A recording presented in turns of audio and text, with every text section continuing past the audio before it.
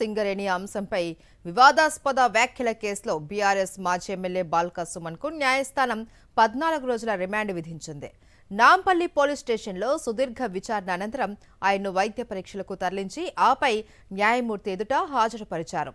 Remand ఆదేశాల వెంటనే పోలీసులు ఆయన్ను చెంచల్గూడ జైలుకు తరలించారు.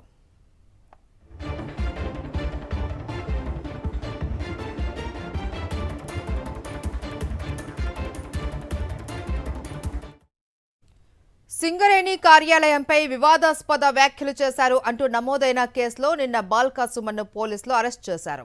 బాల్క సుమన్ వ్యాఖ్యలు వివాదాస్పదంగా మారడంతో కాంగ్రెస్ నేతలు తీవ్ర అభ్యంతరం వ్యక్తం చేస్తూ పోలీసులకు, డీజీపీకి ఫిర్యాదు చేశారు.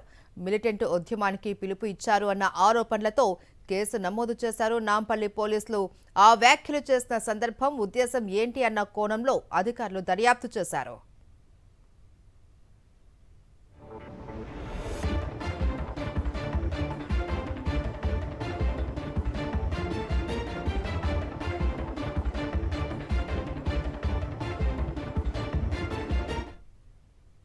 దర్యాప్తుకు ముందు అంటే శనివారం ఉదయం తెలంగాణ భవన్ వద్ద పోలీసులు ఆయన అదుపులోకి తీసుకునే ప్రయత్నంలో బీఆర్ఎస్ కార్యకర్తలు అడ్డుకోవడంతో కొద్దిసేపు ఉద్రిక్తత నెలకొంది. అనంతరం ఆయన్ను పోలీస్ స్టేషన్కు తరలించి విచారణ కొనసాగించారు.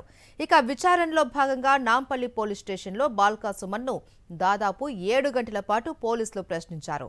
స్టేట్మెంట్ రికార్డు చేసిన అనంతరం వైద్య పరీక్షల కోసం కింగ్ కోఠి ప్రభుత్వ ఆసుపత్రికి తరలించారు. ఆ తర్వాత న్యాయమూర్తి ఎదుట హాజరుపరచగా కోర్టు 14 రోజుల రిమాండ్ విధించింది.